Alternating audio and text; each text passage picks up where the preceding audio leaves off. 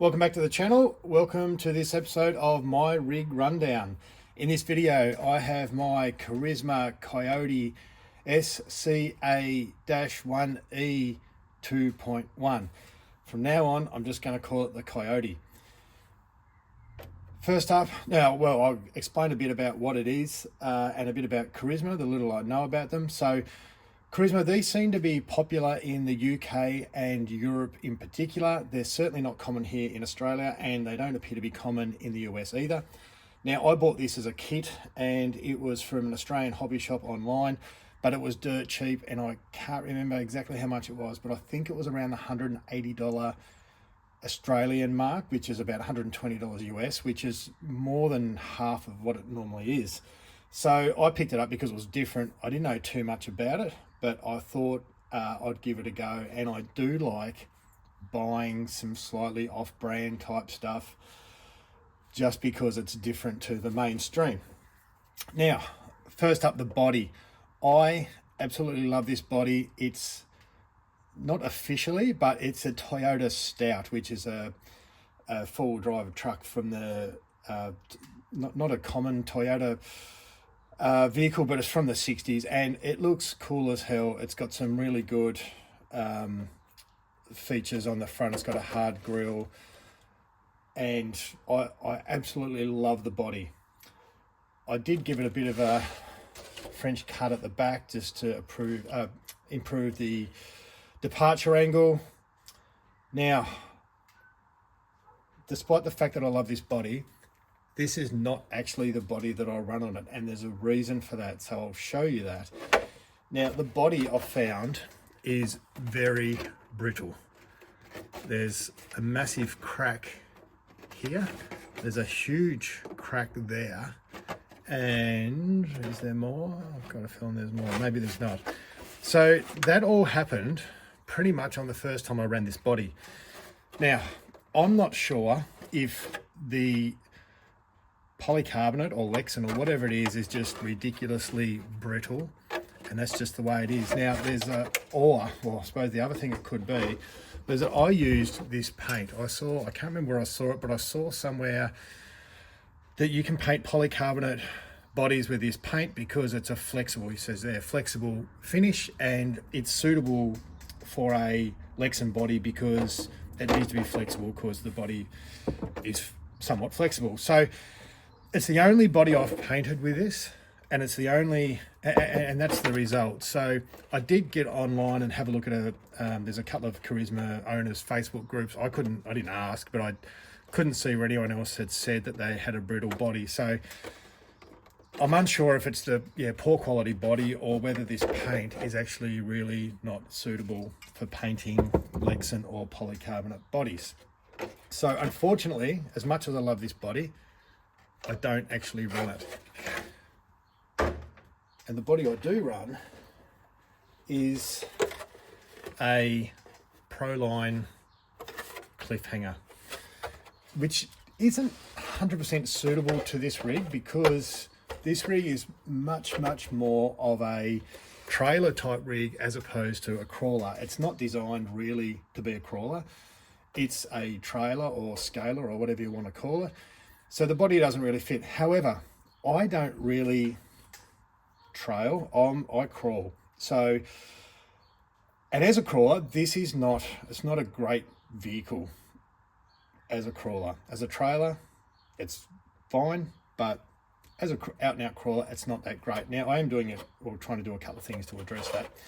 So first thing with the body, I do have a driver and navigator in there, and I've done that using, and I think I've talked about this before, steel mesh. I painted black, and then I mount it up, or mount the driver figure and the navigator figure in there with bolts and nuts, and then I use double-sided tape on the body, and then I double it over on top, and it usually works pretty well. And it's not ultra light, but it's relatively light. That's the body. Now, it's a bit of an old school type rig in that it sort of looks a little bit like a SCX10, although it's probably a bit more modern than that. got the battery up front. It runs a reverse, what do you call that? Like a reverse rotation, I suppose, transmission, which means that the drive shafts spin in different directions. So the crown wheel and pinion, the ring and pinion in the rear diff is reversed. So if I was to do this, and hopefully that shows up, they drive shafts spin in different directions. There's a few other rigs that do that. I think the G-Made Bomb does it. There's probably others, but it's a stop torque twist, and it does a good job. There's no torque twist in this, so it's really good. Now, electrics wise, I've just got a Tower Pro. I can't remember the name on that. Tower Pro. It used to be my go-to servo when I was into monster trucks a lot. MG958. It's only about a 16 kilo or maybe 18 kilo servo or something like that, but it works quite well in this rig. I'm running a hobbywingfusion 1200 kV because this rig isn't geared down really low. I managed to get a 14 tooth pinion on it, which I think gives me about a 40-to-1 ratio, which is a lot higher than I'd like it to be. I was sort of more aiming for around that 50 to 55 if I can, but the gearing options in this are pretty limited. Now, to get the Fusion to fit, I had to do a bit of fancy work on the links and the bolts that bolt the links in. So that's my dog barking outside. But I managed to get it fit. What else am I running? That's about it. Tyre wise, I'm running, because this isn't that capable, I'm running jconcepts Tusks to offset the fact that it's not a great performer. At least I've got really good tyres on it. The sliders on the side, I've actually taken them out from the original mounting holes and I've mounted them on top. Not sure if you can see that in here, just to raise them up a little bit to get a bit more clearance. The shocks have been replaced. So the shocks that come with this are really, really chunky. They're like off a 1/8 scale buggy. They're really, really big.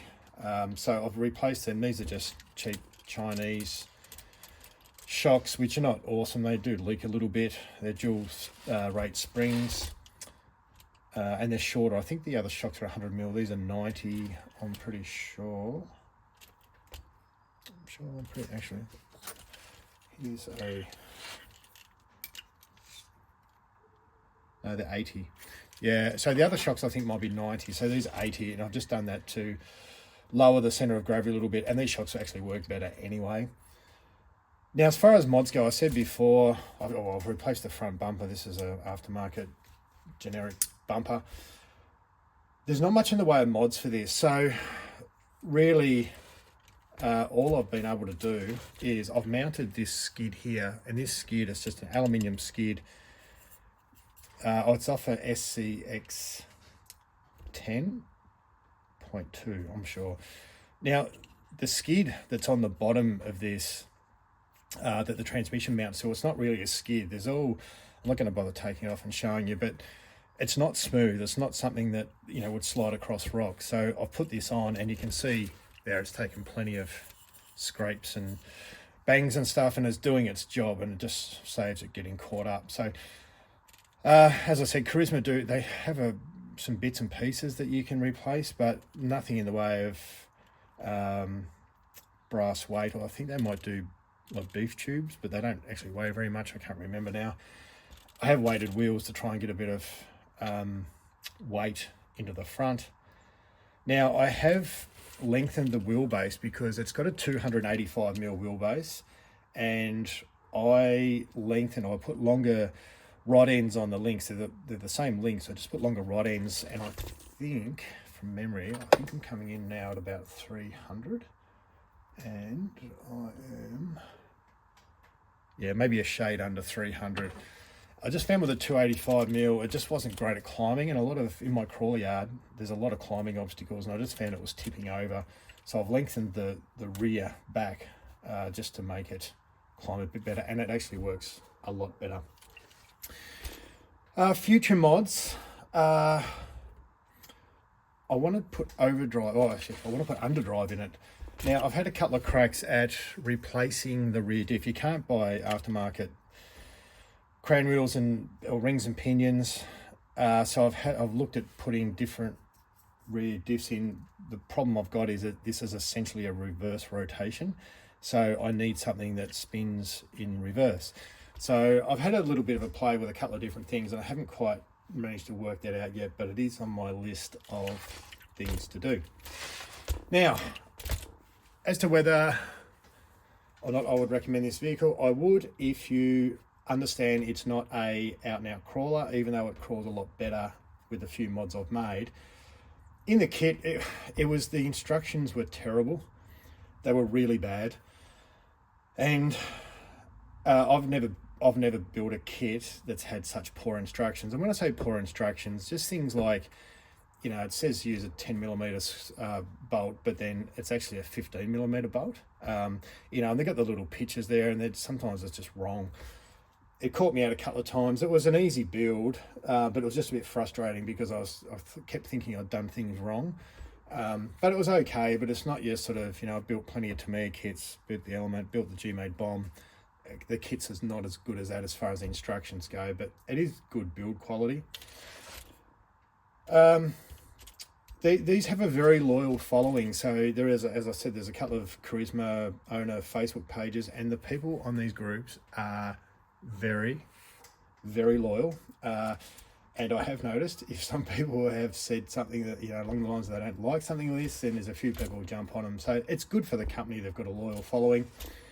Carisma do make a lot of scale stuff, sort of Range Rover, I think I said Mitsubishi Pajero. So, you know, I've said, and, you know, just in case anyone wants to jump on what I've said, I have said this is not an out and out crawler. It is a trail rig. I'm just trying to make it a bit better. I did muck around with the steering a fair bit, so I've replaced, I just saw that and I forgot about it, but I've got steel links here that are actually gone a bit rusty now on the front because the plastic drag link or steering rod and drag link that comes with it are pretty average. It took me a while to get the steering up and running well on this, but I've got it going pretty well now. But that is one of the downfalls, is that it doesn't steer great. It's okay, it's just not great. The other thing is the amount of play in here. There is a massive amount of play, and maybe the diffs need shimming. The rear is the same, I'm sure. Yeah, so there probably needs to be a bit of shimming going in there, but overall I like it. And the reason I like it is because it's got, for me, that bit of an underdog status. And also too, in my crawler yard, it would be really boring if I've got every rig that I owned was super capable and could do every single obstacle in my crawler yard. This really struggles on some of my obstacles, and I kind of like it. Sometimes I'm just in the mood to go, you know what, I don't want to drive everything first or second go. I want to, you know, test my skill and all that sort of stuff and test the capability of the rig. The bottom line is that I really like it. I just really like it. There's something about it that I like it. And I think it is that underdog thing that I've got going on. I am super keen to put underdrive in the rear. I just need to find a way to do it. I've had a couple of goes at it, I think I've said already, but it didn't quite come off. So, but I am not willing to give up on that just yet. I will get it done. I'm going to go to a running video now, so I'm just going to putt it around the crawler yard so you can have a bit of a squeeze and see how it goes. If you've got one of these, let me know what you think. And as I said, there's a loyal following. Maybe there's some people out there that are going to tell me this is the best thing ever. Let me know what you think. I'll put a link in the description as to where you can buy one. And if you've got some other mods that that I don't know about or I haven't done, I would love to hear them. The rear diff, if you can let me know what you've done there, if you've put underdrive in that. I have tried the SCA1-E axle with reverse gears and I couldn't quite get it to work. But if you've done something differently, I'd love to hear it. Right, enough talking. We'll go to a running video. Thanks very much for watching. Like, subscribe, all that sort of stuff. And we'll go to that video now.